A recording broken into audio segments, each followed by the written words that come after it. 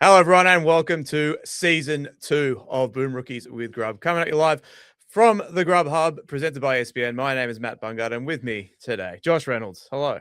How are you, mate? Mate, I'm fantastic. How are you? I'm good. I'm glad we're back. They wanted us back. Yeah, look, the negotiations were very hard. Yep. I'm not going to lie. I've been in some very tough ones in my life, but I fought hard for us. Yeah, it was you handcuffing yourself to the gates of the Disney studios for a fortnight really got us over the line. So thank you for that. Yeah, 2 weeks straight. Yeah. No food, no nothing. But no, it was. I'm glad we're back. I feel we got rolling last year. Obviously another big year. There's been so much that has happened. Same year. Get some fan engagement again. I love that part of it. We just want to get more fans. I love summer for the weather and all that, and Christmas. Love Christmas, but just part of me feels empty without footy. You know. I agree. We're back, and the NFL's over now. Yeah, so we can concentrate on the NRL. Yeah. Your bunnies. Let's just. I know this is a preview show. Yeah. But how are you feeling? Well, about Payne Haas or about South in general? What else? It's not about this year. Let's face it. Hey. We'll get to Souths. We'll get to Souths in part 2 of this preview. We're doing them in alphabetical order, of course. But mate, it was crazy. I was out in the Blue Mountains with my wife and our dog when the news broke, and I didn't have my phone. Like it was in a bag. Like we're on the Zigzag Railway, actually, of all places. Wow. And I checked my phone maybe 20 minutes after news broke, and I've got a dozen missed calls and a bunch of messages from people going, "Oh my God!" And I thought like another South player had suffered a horrendous injury at training, which. That happens a lot. Yeah. But no, instead it was good news, which I'm not used to. But still come to terms with it. The whole year wait thing kind of sucks. But in this case, I won't talk about it because no one's going to feel sorry for me that we signed Payne Haas. But yeah, it's absolutely fantastic. He's the best forward in the world. And yeah, it's just pecking order of best moments of your life. Put you on the spot here. Wedding day, South's grand final. The Ravens Super Bowl, or maybe the Ravens, the Hail Mary one against Denver, both pretty good. But in terms of not actually watching a sporting event, probably second behind wedding day. Oh, not what you said off air, but we'll keep that between us. Well, you got married as well. Big off-season step. So now I can turn that around on you and ask you, what was your 2014 game 2 or wedding day? Oh, wow. Don't go there, man. Oh, we got a preview to do, mate. But no, mate, a huge sign. Yeah. Like the best thing of it all was no one's seen it coming. No, that is very rare. This to me is the most. I said this on our other show with Campo when it happened. That this is the most refreshing thing of the whole thing is that like, when was the last time you were genuinely shocked by a piece of rugby league news? Like it'd be a long time because literally a long time. There's always smoke before the fire, and this was the one time where everyone was like, "What?" Wayne Bennett. All right. Speaking of Wayne Bennett, his old club, the Brisbane Broncos, they are the first cab off the rank. Of course, the defending premiers, a relatively settled squad for the 2026 season coming off, as we said, that premiership. They've lost a few guys. Selwyn Cobbo, the most notable among them, but even then he wasn't in the grand final team. They gained Grant Anderson from the Storm along with Tom Duffy, All Blix Tower, a couple of decent squad pieces. You would think Tawa, I know a lot of people in Brisbane have got high hopes for this year as well, but overall a relatively settled team. So what do the Broncos do well, and how are you feeling about them? Well, when you said we're going to do this, I wanted to make it a little bit fun. Yeah. So what I've done was I've actually got some good headlines, and I want you to say whether they're good or bad, because this is what I always heard. It was like, oh no, I didn't write the headline. I always heard that from new journalists. I've said that to multiple times. I'm sure you've said that. I didn't write the headline though. In fairness, I often did not write the headline. Yeah. So, that's what they all say. It's true. That's what they all say. Some exist, mate. But no, on a serious note, I suppose the big question is for the Broncos is, can they go back to back? And we all know how hard that has been until the Penrith made it look easy. They made it look easy. And look, let's throw it out there. The D word gets spoken about a lot. You know what the D word is? Dynasty. There you go. So the Broncos, I've heard them say that. I don't necessarily like them, the players saying that. But I will say one thing about the Broncos. Their depth is one thing that they're not lacking. We've seen last year, Adam Reynolds, Ezra Mann go down. Billy Walters steps right up. They also lose a guy next year. I know we're going a little bit further, but you got Xavier Willis in there who really stepped up towards the back. And you think, Matty, that he might now they're step up even more. Every Broncos fan, I wrote him down as my breakout player for the Broncos this year. And breakout player can mean different things for different teams as we go through all these. Like some breakout players are already really good, like Willison. Yep. But I think Willison's going to go this year from a guy that people who watch footy and Broncos fans know to a guy that even casuals fans know. I think he's So that true. good. And I think this is sort of the year where he's going to start that ascendancy. And then next year when they lose Haas, I think he along with Pat Carrigan will just become so important to that middle. But yeah, he was really, really good towards the back end of last season. You look at a squad like this and you say, like, I put like what needs improvement for each team, but obviously if you win a premiership and you don't lose any of like the key players to that, there's not much that needs improving because you won a premiership. Teams get premiership hangovers. That does happen. Yeah. But other than that, and sort of the age of some of their key players, most notably Ben Hunt and Adam Reynolds, who has already announced his retirement to take place after this season ends. But other than that, there's really not a lot of holes to pick at this roster, is there? There will be though. Like in a sense of, I know Madge. I was coached by Madge, and I know he won't let these bloke rest on what they done last year, especially one guy, Reece Walsh. We all know what Reece Walsh come up with last season. He's the Broncos' X factor. But, he has got that, I suppose, rock star mentality where, a lot of things happen around Reece Walsh on and off the field. And I'm sure Madge has had these conversations with him. He's spoken to him. He said, Reece, in a way, Madge would have had his way and said, mate, I need you to keep your head on your shoulders. You are brilliant. You are one of the best fullbacks in the game right now. But I reckon he's going to get his leaders around him, the likes of, Adam Reynolds, Paddy Carrigan, just to make sure they keep reeling him in because he's great. And the thing is, with guys like Reece Walsh, Latrell Mitchell, they are superstars, so they're always spoken about. So that's the one thing that I feel the Broncos might deal with. One other difference that I feel they're going to have to deal with is they go from the hunter to the hunted. And when I say that, it's, by the way, that was my first one. Yep. You like it? Yeah, it's good. Yeah, thank you. I didn't write that though. Okay. But the sub-editor. They, last year they had some bad patches. They had some really, really bad patches. Middle of the year especially. They were going through some stuff, Broncos fans. They were poor. Yeah. They were poor, and they'd say that. But there's going to be times this year where there's lulls, energy, fluency in attack. But every single teams are coming after you. Every team. You don't get a break anymore because you're the champs, and everyone wants to take that off you. So, look, I think this could possibly happen to the Broncos. Have they got enough leaders in there to, I call it, stop the rot? Yep.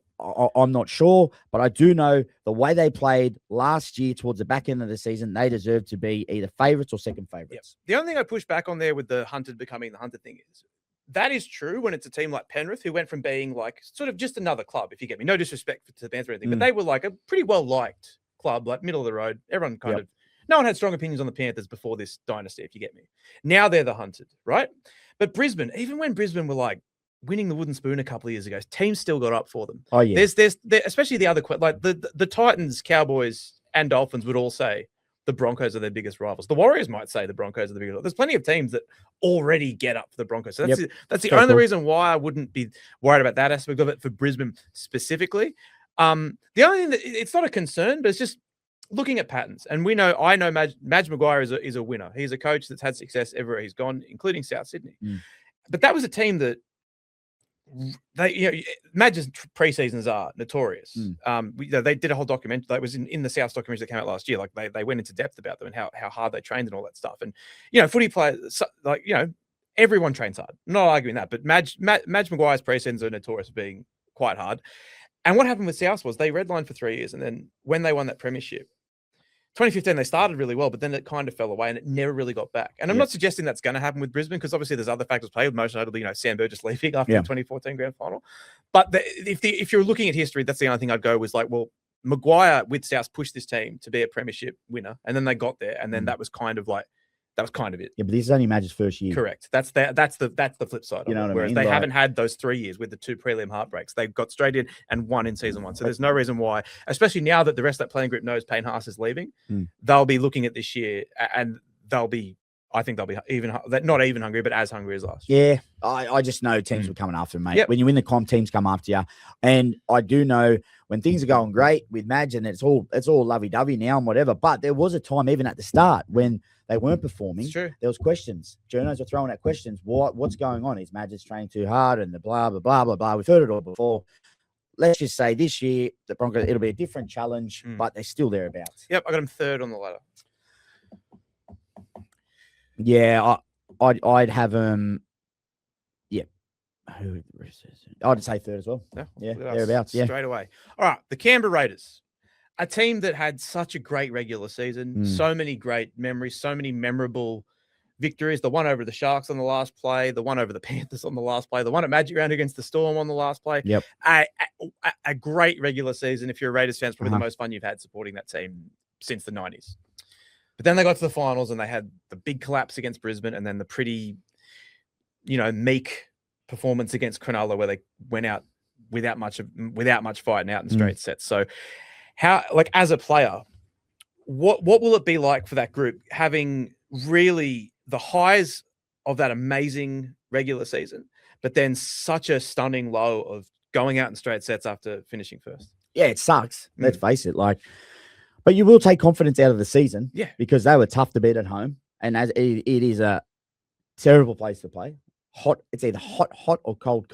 So you do not want to play there. But yeah, it's not easy to take, and all that needs to happen, and it might be a little bit hard because the one thing that I've got there is we miss Jamal Fogarty.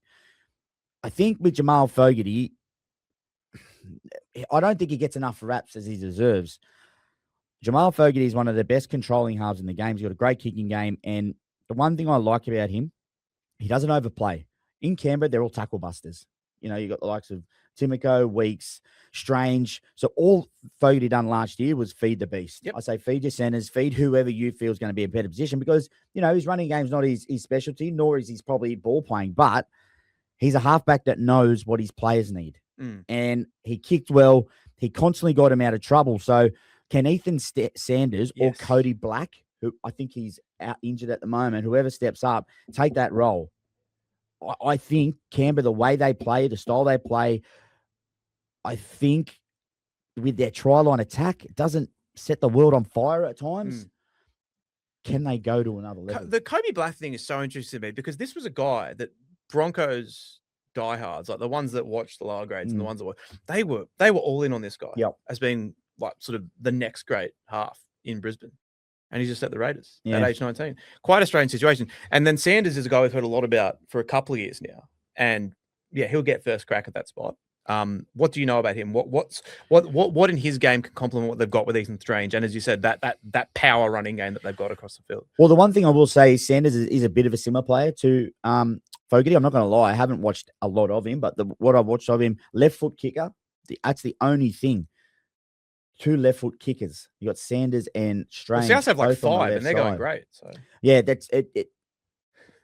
So how that works is whoever's the better kicker, but then I know Ethan Strange loves coming off his left foot. So if he plays right side, there goes that left foot step because you don't want to be stepping outwards.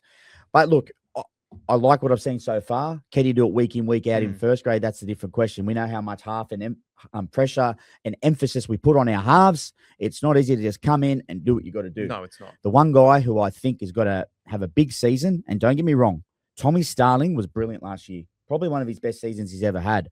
But from what I've seen from Owen Paddy in such a small time, he's going to be one of the best hookers in the NRL. I don't know when. This is a massive statement, but it's just so hard. When I first come to the NRL, I was an off the bench hooker. Yep. It is so hard not to overplay. Because you want to impress. Exactly right, mate. And you want to show your coaches or whoever's watching that you've got it. Owen Paddy has the ability to come into a field and change a game like that. It might be with his deception around the ruck. It might be with an early kick down the field. This guy is going to help out their combination. I just think there'll be a time eventually when Ricky pulls the trigger and swaps them two in when I say Paddy and Tommy Starling. Yeah. I wrote breakout player Owen Paddy. We're in sync. We didn't even compare didn't notes. Rehearse it. But yeah, look, so the only thing that gives me pause for concern with Canberra, and I've got a lot of friends, obviously my other co-host is a Canberra fan. Like I always want to see them do well. The manner in which they won a few of those games last year, like they were great. The ones I just mentioned, all those late entertaining wins, but those kind of victories aren't really sustainable. You can't really point to those and go, well, that's going to happen every year. With teams don't. You can't rely on pulling 3 or 4 wins out of your backside in the 79th minute, year in, year out. That doesn't really seem like a sensible way to do things. But they're such a tough team. They're so hard to play against down there. Ricky's got Ricky's probably more secure than any coach in the league. It's a very well settled squad with the exception of Fogarty. I think in the regular season they will come back to the pack just a little bit because again I just don't see how they could be as good as they were last year. But so I have them more sort of in the bottom half of the 8 this year. But I weirdly think that they're going to be in a better place when it gets to the finals because of those things you mentioned, because we're going to see what they've got with Sanders, because Stranger's going to have another full year under his belt, and because of the development of Bo and Paddy.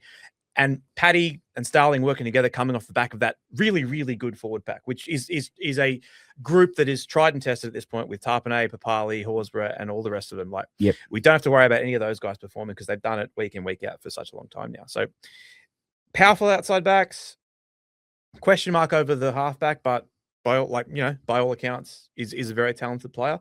And as you said, if he doesn't need to overplay his hand, just like Fogarty didn't. So the pieces are still there. I've got him down in 7th, but I just think that's because I just think it's going to be really hard for them to outperform expectations in the regular season so much. But I actually weirdly think that I have a better feeling about them for the finals this year. I know you mean, because I know that sounds really stupid. Finals games get you ready for the next year. And I think the Dogs are in a very similar position. They've done it 2 years in a row, bowed out twice. But these games, these big occasions, these moments that you got to win, you rise to them easier. It's not as foreign. But I just worry, and I just don't know if they've got another gear. I really don't. Like throughout the season, like you said, they win that game. Tackle busting, sensational. But I just don't know if they do have another gear. And I think, if anything, they are going to go backwards a little bit week to week until they get that combination right. Then again, they're and after the siren penalty of a field goal attempt away from hosting a home prelim. So true. They're one play away from being in week 3 of the finals. Instead, they go out in straight sets. So, there's sliding doors moments all across the field. But yeah, it's a really good squad. Great home ground advantage most of the time. Think they'll make the finals. Probably don't think they'll win as many games as they did last year. But it'd be crazy if they did that again. But, all right. The Canterbury Bankstown Bulldogs, team close to your heart. About 5 minutes before we started recording, got the news that Leo Thompson's out for 10 weeks. So that's not a great start to his campaign in blue and white. I hope I read a fake article. Let's hope There's plenty of them out there at the moment. But yeah, it's not great news. But injuries are a part of it, and this is just the NRL. Obviously, also just in some recent news, Matty Burton's been given the okay to go to Vegas. Not too sure if he'll exactly play, because in any experience I've had with hamstrings, mine are really, really bad. But I will say this is Matty's first. And hopefully he can get through the plane ride, get off and train. But I don't know. I'm not going to say 100%. I'm confident that the Bulldogs will not risk him if there's even a little bit of tightness. Question for you. Of the Bulldogs playing group or anyone going, who is most likely to fall for the bloke with the 3 cups and the ball on the side of the street? 3 cup trick. I've been done by it before. I'm joking. Okay, let's go. I'm probably going to say, I'm going to go Jacob Carraz. Oh, well, that's a good segue though, because I've got him as the breakout player for the Dogs, because I think that this is a guy that's going to have genuine Origin buzz this year. Oh yeah, he's so impressive. Yeah, so powerful. Yardage is excellent. Just the complete package as a winger. Like he missed a few games late in the year with injuries and stuff, but a dude that I've just been so impressed with. For Canterbury, I think he's poised for a massive 2026. What do you think? Couldn't agree more. And had a massive 2025. Bit of injury, unfortunate, but the thing for me is with the Dogs is obviously the half situation. Let's get it out there. Let's talk about it. Depending on how Birdo is, but it's looking like Birdo Galvin combination. Galvin in the 7. I honestly reckon having Galvin there, he's trained the house down, what everyone says. But I reckon Ciro's maybe giving him a bit of a challenge. Like, mate, we want you to be the 7. We want you to take full control. And we want you to run this team around. And looking in the trials, the second trial especially, he was touching the ball a lot. But I added this in just recently. Obviously, depending on Birdo, I really like what Sean O'Sullivan done. He come on. He really squared up our attack. He looked like he was yapping, as we want all halfbacks to do. He was digging straight into the line, opening up space for our outside backs. And, this is the Bulldogs' supposable biggest problem. But they've had there's a couple little hiccups. Obviously, there's a lot of talk around Mitch Woods, a brilliant young player who they're putting a lot of. Every Dogs fan I know is all in on Mitch Woods. He is all in. He's a very good player, very smart guy, but he's also done his hemi. So he's out for 6 to 8. So I look, I'm not sure how if they were going to put him in early, but there goes that idea or out the window. But look, all I will say is there's a few guys there, even the young guy Joey Tiapa that no one really talks about. He's another young half that we've got coming through. We've got a lot of crop, but let's not rush him. Let's not rush anyone. I also think with this dynamic, tell me what you think. We've got, two probably, I would say 5'8". Yep. Brilliant 5'8". I think that's fair. But we've also got a guy in the middle, Kurt Mann, who played Origin last year, who's a third ball player. So sometimes when you've got a guy distributing like that to the halves, knowing when to pull the trigger, knowing when to dig the ball in, you can have running halves. It definitely works. So for the half situation, I'm not worried. That's all everyone ever asked me, but I'm not worried. Not the halves, but the rest of the spine. So this is two points of interest for Canterbury for me. One is that Reid Marnie is no longer there, and they really put their trust in Bailey Hayward. I've got Bailey Hayward down as a key player for the Dogs because I think that just them getting that number 9 situation right is so important to everything else they want to do at the back of it. And the other one is they got Cade Dykes from Cronulla, a guy that's had massive raps on for a little while, has never really been able to stay healthy when he's been coming, sort of waiting in the wings at Cronulla. Now he's at Canterbury. There are some Dogs fans that see him being the fullback at some point this year, taking that spot away from Connor Tracy. How do you see that battle for that number 1 spot? And how do you see Bailey Hayward's game at sort of going to the next level at 9 this year? Well, I'll say one thing about Bailey Hayward, and this is my next point. Everyone's on about the Dogs' attack, but defense wins comps. That's what we all know. Dogs had the best defensive record last year. Everyone's like, the Dogs got to work on their attack. Don't get me wrong. Absolutely, we've got to tweak it. So does everyone else. But the Dogs would have worked on their attack, but I'm telling you right now, Ciro, he delves deeper and deeper and deeper into the defense to get even better, get everyone on the same page. He wants to get better and better and better, and he wants no points. He absolutely wants no points, and Bailey Hayward is a great defender. So that's one thing there. Bailey Hayward, Reid Marnie, great line speed. I love Reedy in everyone's face, but he's probably a little bit more of an attacking player. Yeah, for sure. So I just know what Ciro wants out of a hooker. I know he wants a hooker that's going to stay in the system, give good pills to his halves, and defend well. So I think Bailey's going to be fine. For your question on the fullback, you'd want to be playing well to keep Connor Tracy out of a position because that guy is consistent. He is reliable. He can pop up wherever you want. He's a pinball. He's a great player. But you're right. There's been big raps on Dykes for a very long time. And he's been unfortunate with injuries. But I will say position battles are good in clubs. So the good thing is with Connor Tracy, even if that did happen one day and they decide to go for the change, you've got a guy that can sort of play in multiple positions. So look, for the Dogs, I'm very excited. I'm probably, a bit biased, but I just think, as we spoke about before, the Raiders, this group have been through some real lows over the last couple of years, but also some real highs. But it's about these moments. They've got to win the big moments. I heard Gus speak about it on one of his shows. Your whole season can come down to 1 or 2 moments in a semi-final. Of course. So they're going to be better in these moments. The leaders will step up in these moments and make sure that these young guys are ready when the occasion comes. They'll be ready for it. So very excited. I think Dogs are 4th. I got them 8th, but I think this is the year they finally win a finals game. 8th. So they're in the 8th. I think. So do you think they're going to? I think they'll be about the same as. No, I think they'll just be about the same. I just think there's a couple. They come 3rd last year. No, I know, but I just think there's a couple of. I think there's just going to be a couple of teams that sort of make a jump from last year. And I think. Look. No, I'm just asking. The range. I don't think they're going to be markedly worse. I just think that there's sort of a range of outcomes for Canterbury, and finishing 1st is in that, and finishing any lower than 10th probably isn't. But I just got them in that mix. But I don't think there'll be more than 4 points between 3rd and 8th. So it's 1 or 2 moments in one of the games that go between it. But I just feel their defense. Their defense is so good. It strangles for most teams. of them. But then again, look at the Knights on the weekend. Yeah, that was. Yeah. You know what I mean? I'm not saying the Knights are a great attacking side at the moment, but trust me, when your defensive system is humming and you're all on the same page, you're very hard to break down. Yeah, very true. All right.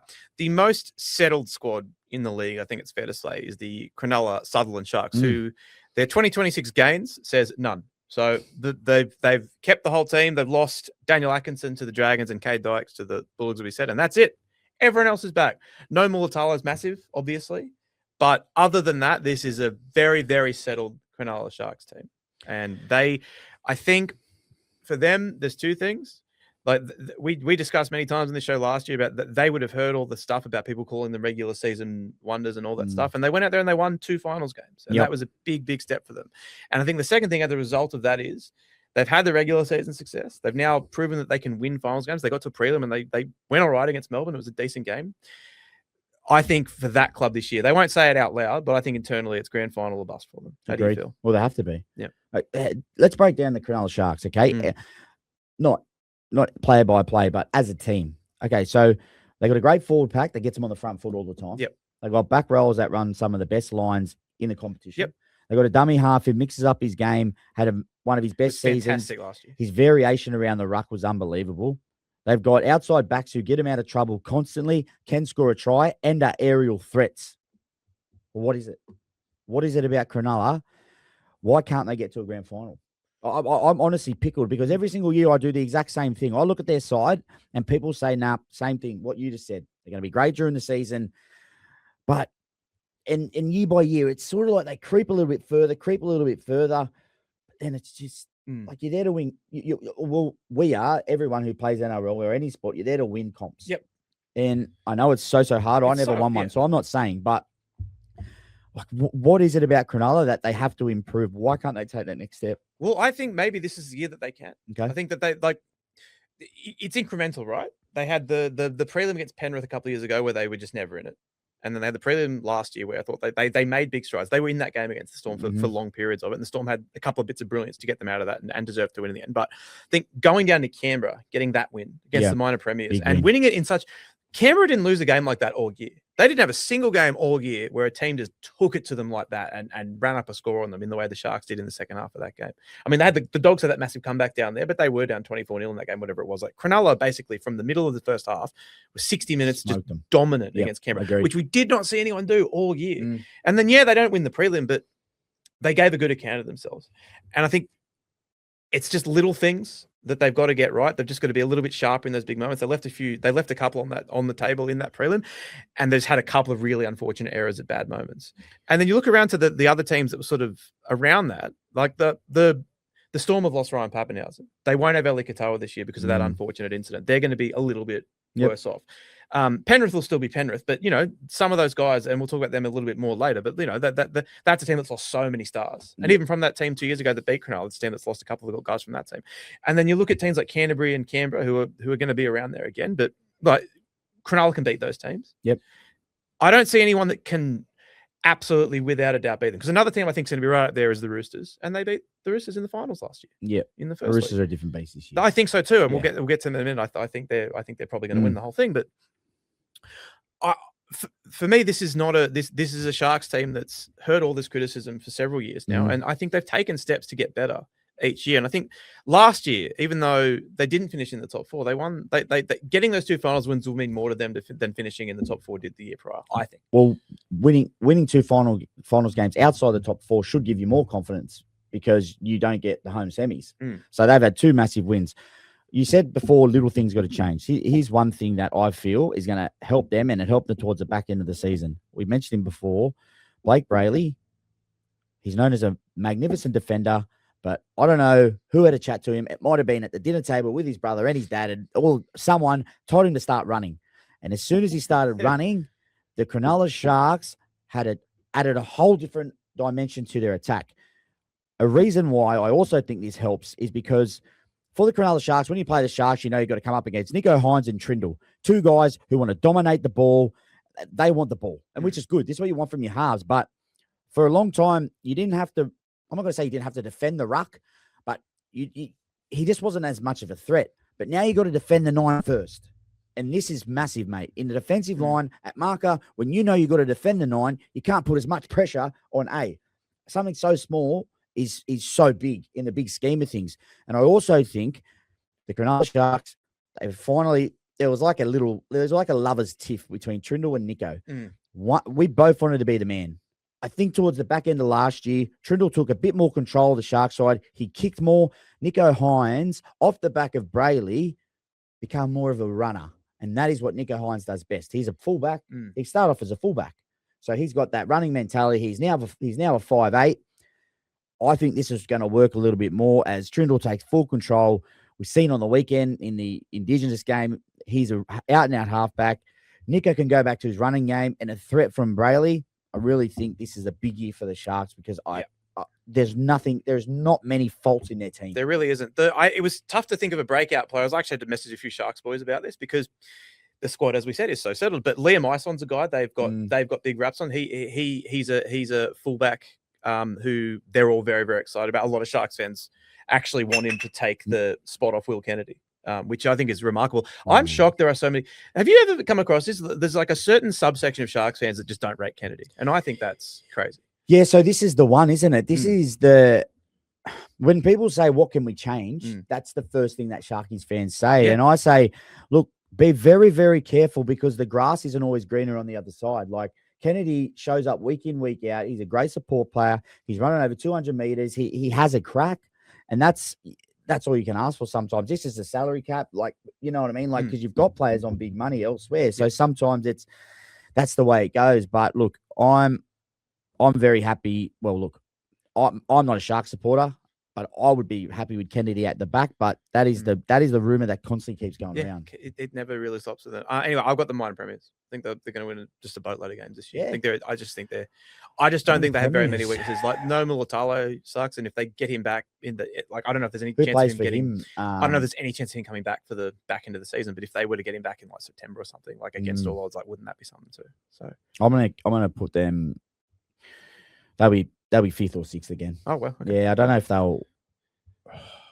Yeah, 5th or 6th. But once they get it, I think for a lot of these teams, like Canberra, your boys, the Sharks, like a lot of it just get in and then figure it out. Exactly. Yeah. Yep. I think it's that kind of year. All right, the Dolphins up next. A team that has had really good patches each of the last 2 years, but then just missed the finals. Like they'll be so disappointed with that.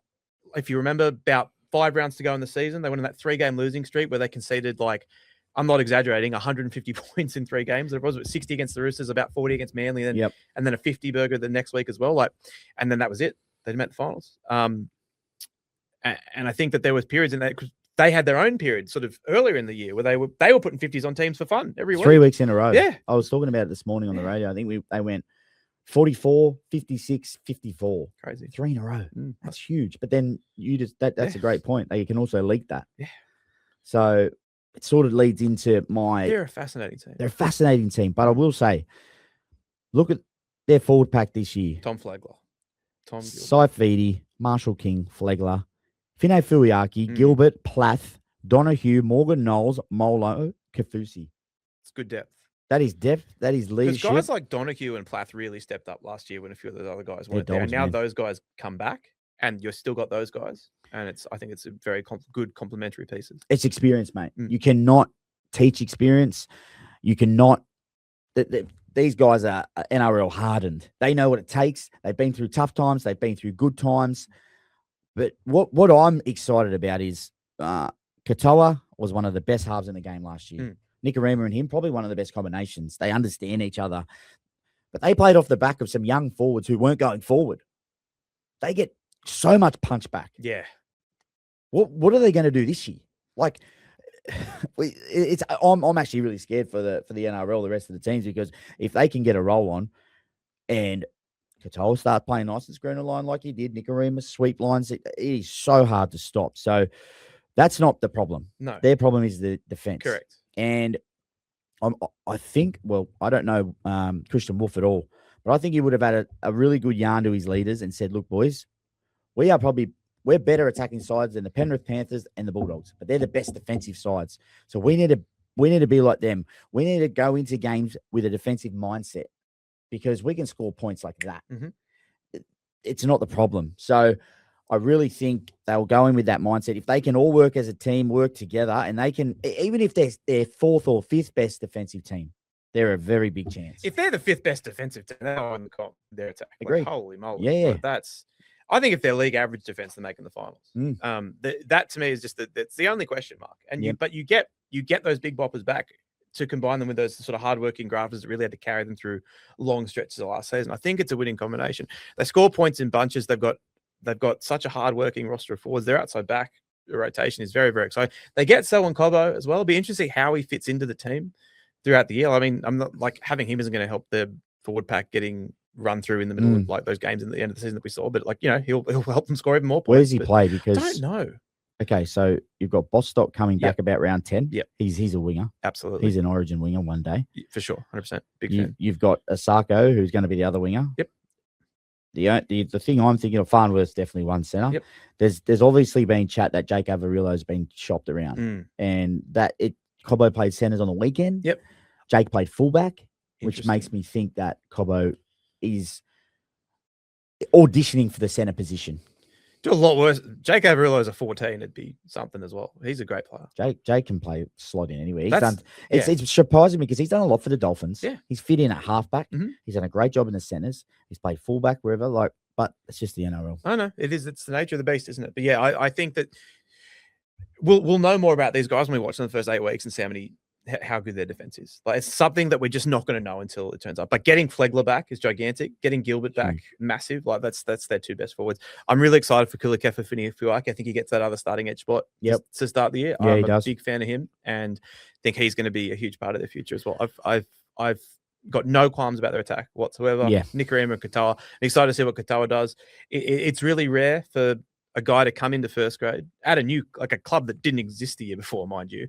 And people talked about Katoa Katoa was a prospect before. He was in Origin camp. Yeah. And but before the Dolphins even signed him, he was one of those young players that people actually knew because of the raps on him. And it's hard to live up to those things when you're that young and getting, you know, the next Nathan Cleary thrown at you. And I'm not suggesting he's as good as Nathan, but like he's played really, really well in patches for them in the first couple of years of his career. I'm excited to see what he does. You know when Jeremy Marshall King's back? No, because he's a big out for them. He is a very underrated hooker. He straightens up their attack straight from dummy half. Some hookers go out sideways to square up. Jeremy just goes nice and direct, which allows Katoa to play nice and square. So he's another big loss, a bit of an unsung hero for them. So whenever he comes back, they get another boost. I think they'll play Plath there at the start just to give some good service. But as you said, I know we're harping on about their attack, but they're too good. But the thing with the Dolphins is they never let any opportunity go by because every single one of their outside backs has got speed to burn. You make a half break, Cobbo's there. You make a half break, the Hammer's there. Farnworth has got speed. There's so many different points in attack where even if Katoa and Nicarima are getting shut down, you give some early ball to Farnworth, you give some early ball to their centers, and they go to work. They're a very hard team to shut down. Defense is the key this year, boys. It really is. But I think that they can get that defense if they can keep their forward pack relatively healthy. I think the defense will improve, and I think just a result of their attack, I think they'll win enough games to get in. I got them in 6th. Oh, they'll get in the 8 easy. Easy. Oh man, there is no way they're not making the 8. Wow, no way. No way in the world.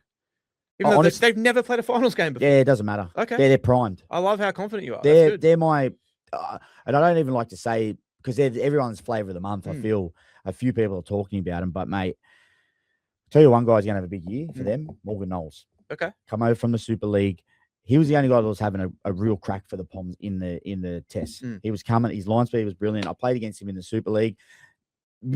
James Graham just come over. He's tough. He knows what it takes. I think he'll surprise a lot of people. Okay. I really do. So I think he'll have the breakout season, man. I'm going to put him in the 4. Wow. Yeah. Top 4 Dolphins. Yeah. What a fourth or 5th. Yeah. I really think they'll be close, mate. Love that. Yeah. Love the confidence. All right. Are you as confident about the Gold Coast Titans? No. Well, all right. Look, it's fair to say 2025 didn't go great for them, but it's been a big overhaul. They've lost the coach. They've lost several high-profile players, and it seems to be that this is now a team that's going to sort of build around Jaden Campbell and work the rest out. Yeah, but this is as Jaden Campbell as a halfback. Oh man, when I think about these guys who are natural ball runners, fullbacks, 5'8", it scares me when they try and mold them into halfbacks because I don't care what you say. And I love to run the ball. I I enjoyed eyes up footy. And it is so hard to go from playing that style, which I feel Campbell does, to being a genuine half, controlling, thinking about kicking, thinking about field position, dropping players off to certain points on the field because you know this is the game plan. It is so hard. It is so hard to change into that. And they're putting a lot of emphasis on him.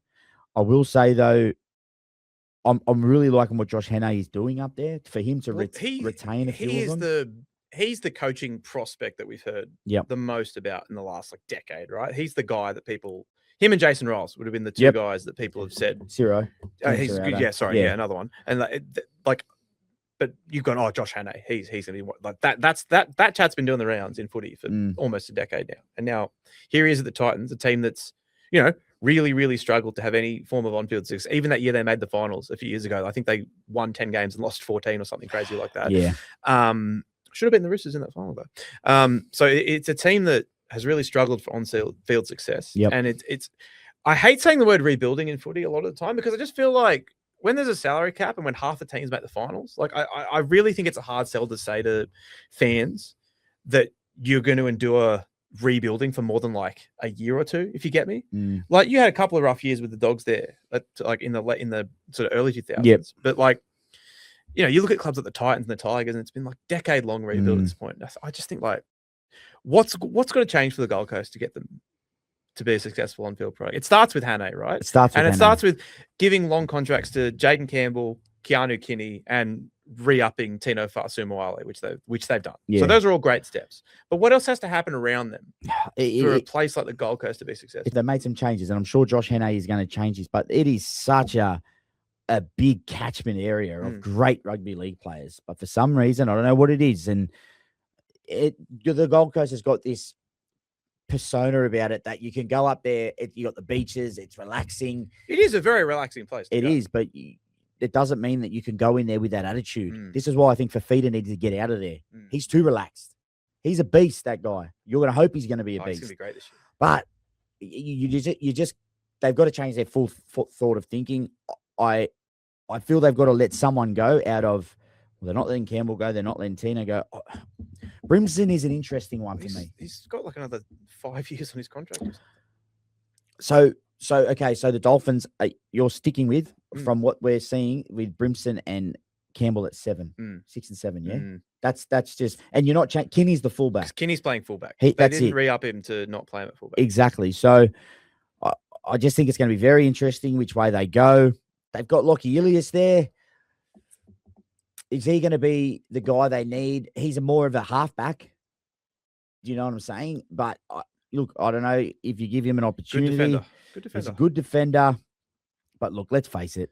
It's all about Tino. Tino is the guy. They needed him to stay. I'm so glad he stayed. Yep. You got Cooper Bye coming through. Cooper Bye's my breakout player. He looked great in limited patches last year. He looked brilliant. They got Fodawaker as well. Didn't think had a great year last year, but is a guy that we know can be super, super talented. Both for more. But the thing with this is the thing that's so weird to me about the Titans is when I look at their team, and you go back to last year when they still have a feeder as well. When I look at their team on paper, and Khan Pereira, who's also gone. Yeah. When I looked at that team on paper, I'd go, there are 12 to 14 guys on this team that I would happily take at my club. Yeah. Why isn't it working? Because it's 12, 14 individual guys. The Titans need to regroup and become a team again, because this is what I feel happens. So what I think was happening, you had Kinney, you had Brimson, you had Campbell. I think they all wanted to be the fullback. I really do. They were all sort of fight for that position in a weird way. They were still playing. It was not like they were dropped. Yeah. They all wanted that position. So now you've got your positions, right? So we got to say, boys, we got to play as a team, because our defensive record is the worst in the NRL. Josh Hannay comes from being under Craig Fitzgibbon, who is a defensive-minded coach. So if you hear comments of these players talking this offseason, they've spoken about the Hannay way. And so what I'm thinking is that they've changed a lot of stuff. They've changed the way they think. They've changed their culture. Who are the Gold Coast Titans? And this is no offense to the Gold Coast. No, but it's a very good question. What do you guys stand for? They've got to, at this playing group, have got to step up. They've got individual talent, but it's all about being a team now, boys. Look at the Canterbury Bulldogs changed their identity in 3 years. Yeah. They went from like the team. They were a team that was towards the bottom of the ladder, who tried hard. Yeah. And that's no disrespect to anyone that was at the club then, but like Cameron Ciraldo came in, and now they're a team of tough bastards who defend like their lives depend on it, and no one wants to play against them. Yep. And that only took a couple of years to instill.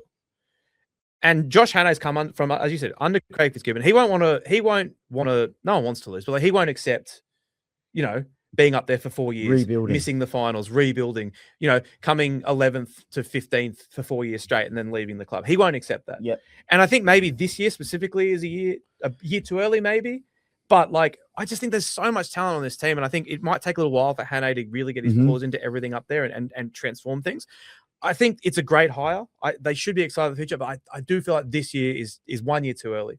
I think if this year goes well and they win a few more games, I got them 14th, but I think if they finish like 12th or something like that, and then there'll be a lot of people's trendy pick, I think, in 2027 to be a finals team. But I don't know. I've got them Spoon. Yeah, I've got them Spoon. It just like you said, I like the vision. We've seen what Rolls has done at Para. We've seen what Ciraldo has done at the Bulldogs. We're seeing all these young coaches come in, but they need time. They need a little bit of time. I know you're saying there's no rebuilding, but there has to be. Yeah, because you need to create your own identity. What I mean by that is, like, I know what you're saying. Yeah, it's the way the game. I understand 4 or 5 years. It's not the NFL where you need to tank for draft picks for 6 years in a row. But what scares me is just a couple of things. Jojo Fafita, Max Fagai, De Groot, and Phil Sami. Like, that's their outside backs. They're young guys. The Khan Pereira thing is so weird. It's crazy. Because the weirdest thing is, right, like there was a thing, like Des dropped him. And so how often have we seen a player falls out of favor with a coaching staff? That coaching staff gets moved on, and then the player comes back into the fold. But he's just gone. Yeah. It's so strange. It is strange. But look, that, like you said, I really like the buy of Curdy Morin. I think he's going to be brilliant for him. I think he was really good at the Dogs. Just wasn't a spot for him. It toughened them up. But there's one guy that I had when I was helping out the 19s Origin, Zane Harrison. He played in the trials. He's an out-and-out halfback. And look, if there comes a time where the Titans are sort of sitting there and I'm like, look, boys, this whole, I think they're better with Brimson at centre. Brimson at 7. Well, the centre. Oh, sorry. Yeah. That's going to be the conversation because I know Zane. I watched him in the trials. Like, I don't think their backline's all that crash hot. I think he's out and out halfback. If they can find someone that can play halfback, whether that's Ilias or Harrison or someone else, and you can move Brimson into the outside backs to give him a little bit more strike, I think that's a win-win. But we'll see what happens. Yep. See what happens. All right. Manly, Warringah Seagulls. Not a lot of ins, just Jamal Fogarty to come in and fill the massive shoes of Daly Chervins. And then Zach Docker, Clay, Kobe Hetherington, Blake Wilson as well. Some decent depth there. But like Fogarty's the main point of conversation for this team. It's incredibly unfair to expect anyone to fill the void that Daly Chervins is leaving. Yep. And I'm not suggesting that they're the same player, but Fogarty was the best option they really could have gotten given the circumstances, I think. Agreed. Yeah. And we spoke about Jamal before, what he does to a team. He knows how to distribute the ball and get the ball to his attacking weapons. Even though I think Manly are a little bit different to the Raiders. They haven't got as much strike everywhere. But I think what Jamal does, he's going to play nice and square. He's going to open up space for the likes of Turbo, Lukey Brooks, and I think he might play a very similar role. Whereas with Cherry Evans, he plays a bit like a 5'8" sometimes. He roams. He drifts across field. He sort of does what he wants. And I feel at times it might be a little bit hard to play with Cherry, even though he's so good. But I think it's going to be really good for Luke Brooks. I think Luke Brooks is going to have a big season. I know there's been, questions around Luke Brooks and, what's going on with him. But for me, I rate Luke Brooks. I've played with Brooks. I know what he can bring to a team, but he needs a guy that's going to take full control. Turbo must be number one. I know all he's had injuries. What do you think they're going to do? They're going to put him at 1. Okay. I don't know. I don't know how Turbo's body's going. It's only going to rely on his body, mate. If his body's feeling good, you cannot play him in the centers. Otherwise, you're not going to be as good as you can be. It also seems counterintuitive to me that people say, he should play in the centers to reduce the impact on his body. But if you play center, he's got to make 20 tackles a game. I've never really understood. I think when they speak about that, it's more the running in the legs. Fullback, you run. Fullback, you might run 10K a game. Sure. Whereas centers, you might run 6. Okay, yeah, but is that are you more likely to get hurt with the extra running or by the extra contact? Oh, the with extra soft running. tissue. Okay, yeah. I don't think that necessarily mean contact. It's like, because like hypothetically, like with when I had really bad hemis. Yeah, all right. In training, they'd pull me up because it's like the mold. Like every time you do your hemi, it shrinks. Oh, Yeah, so it goes smaller and smaller. So the ability to tear it again is more like there's a bigger percentage. All right, well that makes sense then. So that's the only reason I think they are looking. But whenever Turbo's at the back, I just feel that's where Manly's at bet. But I will say one guy that I think is going to have a big season, and they've finally got their punch back, is Paseka. As soon as they lost him last year, I feel that pack really they lost punch. Yeah, they really did. And it's not easy to be a Paseka. He's big, he's strong, his sideways movements are really good for a big guy. I know for a fact he was looked at in the Origin Arena as a bit of a bolter. These guys are so hard to come by because when you're a half, you want big guys to make dents in the line for you. And I really think he's going to have a big year. The likes of Brooksy, the likes of Fogarty will play off the back of him. And I just excited to see him back after that. I think it was a Achilles. So, yeah, let's hope he can come back in as good a form as he was. But he's a big guy. He's a great player. He's a big guy. And, you know, he's fantastic. But my main concern with them is the middles behind him. I'm not excited about their forward pack this year. Hamoli's great. Yep. He is fantastic. He's one of the best edge back rowers in the league. But edge back row is a really deep spot in the sport right now. A lot of teams have at least one really good edge back row, and he's a fantastic player. I'm not trying to say it to diminish him. I'm just worried about their forward depth beyond him. They lost a few veterans as well in the offseason. Like Josh Aloiai didn't have a great season, but he retired. Toff Sipley, who they always thought was going to kick on, and it never really quite happened for him, has gone to the Super League, and they lost a couple of other backup guys as well. So where is this sort of forward punch coming from if it's not coming from Paseka? Well, okay, so looking at their possible 17 right now, Paseka's going to start, and he swaps with Bullimore. Okay. Bullimore had a good year last year. He's brilliant. Yeah. He was their best forward. Yeah. Close enough. So you this is what I would do, you know, if I was at Manly. You either start with Bullimore and Paseka to start and give you absolute punch. That is a brilliant start. Bullimore's leg speed is literally the best in the game. Or you put him on the bench and you start with Tokiaho. Not feeling him. He was all right last year. But he does a job. Yeah. He knows what it takes. He's a bit of a vet. You call him a veteran now. And he knows what it takes. So, but then you've also got, you know, Nathan Brown coming off the bench. Look, man, he's going to have a crack, Brownie. He'll have a crack. I'll tell you one thing. He's not scared of anyone. He comes off that back fence. It's unbelievable. But I know what you mean. Kobe Hetherington's a good signing for them. I really think he's coming off a grand final win with, I don't know, where will he play? Is he gonna play back row? Is he gonna play? Well, it just depends what they want to do with, like, because they're gonna have who's gonna play on the left edge. It'll be. Well, last year was Ben. Yeah, it'll be Ben Trbojevic again. Do you think he'll? Well, we don't know, but we'll see this week probably. Well, probably, yeah. But I don't know. I'm just not enamored with their forward. But there's some, like, obviously every team's got good players. I'm not trying to diminish anyone, but I'm just, you know, I just don't know if there's a lot of depth there. And look, Fogarty is a good player. He's not Cherry Evans.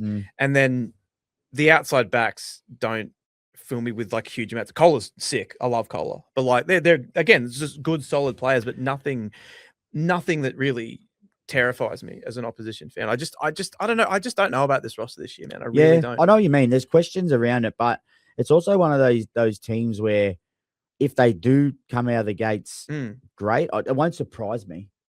But yeah, look, it'd be interesting to see how they go because you got to obviously Jakey's still there. Where does Jake play? If Kobe Hetherington's the 13, you know, do you start Jake? Then you go. Well, then you go Takiaho off the bench. Yeah. It's gonna be interesting to see what rotation they go. But I mean, a lot's around Fogarty. I want to see how he opens these players up. I really do because I think that's one of his great traits. Yeah. I've got him down 16th. I'm just not feeling it this year. Oh, I don't think they can go that low. Okay. I got him about 10th. Okay. Yeah. All right. Yeah. Just 16th is. Yeah. But you know. Yeah. We'll see. All right. And now this is one of the most compelling teams going into this year, the Melbourne Storm, for so many reasons. I mean, it's very rare that you see a player of the quality of Ryan Papenhuyzen walk away from the game in his prime, and more power to him. If that's what he wants to do with his life, that's absolutely fine. But that's a kind of really interesting spot for them to be in because there was a lot of chat last year after they lost again that something needed to change. What that something was at the time, we didn't know. But that's something now that has kind of been forced upon them by Pappenhausen making that decision, is a massive change in their spine with this live wire Suafa-Longo likely going to be the fullback for the year.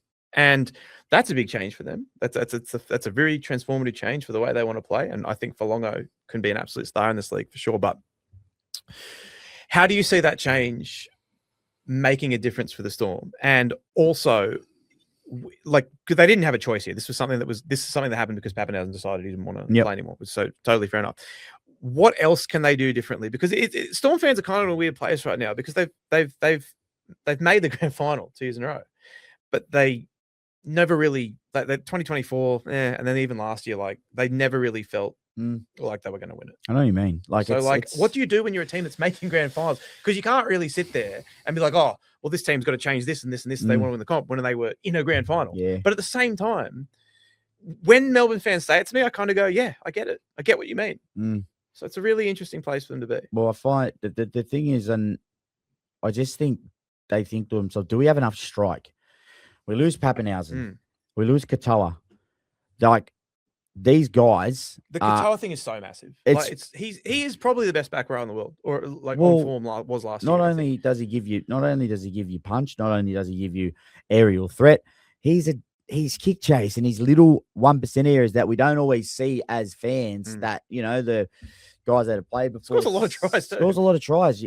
So they lose him. They lose Pappenhausen, but you know, you've still got Munster, you've still got Grant, you've still got Hughes, but is it enough? Is that enough? About their forwards, especially without Katoa? It's such a big thing. Yeah, I'll tell you one thing. Just before we go into the forwards, Far-Logo is going to be brilliant. I can't wait to watch. He's lightning fast. We've seen what he's done. We've seen what he's done at Magic Round. We've seen him light up the stadium already. But I will say one thing. When you watch Ryan Pappenhausen closely, he does everything. He support plays this and that. But the biggest thing that he does in this Melbourne system is he gets the defensive line set. And sometimes in this day and age, that is more important than scoring tries. You'll see him dictating. You'll see him pulling markers out. Go left, go right. We've got, you know, you got 6 here. You got 5 here. Like, it is one of the hardest things. And I just don't know. Just looking at Far-Logo, and he seems like a real quiet guy. I think his personality might be a bit shy. He's got to dominate that. We know he can score tries. We know he can do it. But to answer your question about the Storm forward pack, I just think what I wrote down on my notes about the Melbourne Storm is it's the Storm way. When I say that, the Storm way is they just win. They've got a good culture down there. They understand what it takes to win. They do all the little things right there. They don't go into videos on Mondays and say, you scored 4 tries. Well done. Thank you. You killed it. They don't. They go into saying, Josh King, you were brilliant tying in on the inside, making that inside tackle. Uto Kamanu, who's turned into a different type of player, mate, great work putting pressure on A and coming up square and not going sideways. They're the little things that they pride themselves on. So the Melbourne way is going to stay. It's going to stay, and I'm still confident, mate. Uto Kamanu, Josh King, Sean Bloor, Kamakamitha, Alex McDonald, Jack Hetherington, who I think will have a breakout season. He's a guy that, you know, Melbourne get players and they go from not playing anywhere and struggling to finally. I've been waiting for someone to say the Storm's going to turn Jack Hetherington around, and you said it. He will. They got David Moale as well. Look, the Melbourne Storm aren't going to be the same potent attacking team that we're used to. I think they'll win a bunch of games in the regular season. Yeah, this is the weird, and we're doing sort of 45-minute previews with a guest from each team with Kemba. We've done probably, I think by the time this goes out, maybe 5 or 6 of them. And when we did the Storm one the other day, the thing I said about the Storm was, we're not going to know. We're not going to get a read on this Storm thing and all the changes and whether they've worked or not until September, because they're going to finish like between 1st and 5th or 6th on the ladder, right? They're not going to finish any lower than that because, as you said, this is the Storm winning culture. They're going to win games. They've got a massive home ground advantage when they play at home. They've got so many talented players. Forward pack might not be littered with stars, but it's littered with solid guys that will get them there. The only thing that Storm fans care about, and the only thing that's really of interest to me with the Storm this year, is what happens in September. Can they get over that final hump, and can they win a grand final this year? What do you think? Well, I'm thinking the same thing about what you said with Canberra. I don't think Melbourne gets scared in semi-final time. I just don't think at times they're good enough to beat the Broncos. to beat. I look at that forward pack right now, and I look at who they're going to play in a grand final again this year, and it's Brisbane with Haas, Carrigan, Willison, and company. It's Penrith with Penrith, and it's Canterbury, or it's the Sharks, or it's the Roosters. These teams have killers. They got killers, and the Storm have a very good team, but I don't know if, especially in the middle of the field, they can match it with any of those teams in a grand final. Utoi Kamanu's an origin player now, so he's only going to get better. So much of well, you say that, right? But like so much of what they're going to do this year goes through him, because he was dynamite in the second half of last year, but he was pretty poor to start the year. If you remember, he didn't have a great first 3 months at the Storm last year. He really didn't play very well. He was fantastic down the stretch. He's got to be fantastic again this year. He will be. Yeah. I think Craig Bellany's turning into a more complete front rower. At the Tigers, we knew what he was. He was running over people, doing all those things that you do probably when you're a little bit younger, and you can do that. But Craig Bellamy's turning into all the little things off the ball. I want more push from you. I want I want pressure from A. I want all these little things to turn you into an elite front rower, just like Adam Fanua-Blake has done at the Sharks. He's gone from a great attacker to a great all-round front rower, and I think Utoi Kamani is going to get bigger. I've got one for you. Fresh off the press. Okay. What's the word am I trying to say? Eligibility. That's the one. See, I love this guy.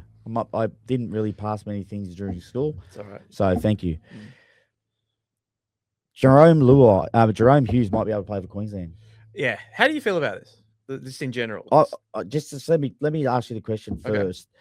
So we're speaking about getting to the finals, right? But what if Coates, Harry Grant, Munster, Hughes, and Utoi Kamanu are gone for that big period? That's tough, man. That's a lot of players. That's 5. Yeah. I just thought I'd throw it out there because teams have done it before, but that's your whole spine. Yeah. That's your whole spine. I mean, and they've lost Pezzett. Yep. This is just something that I thought of. Yeah. And I just thought, wow. It's interesting because there's not that many players it's going to affect, but Hughes is one, Ponga's another. It's not going to affect many others.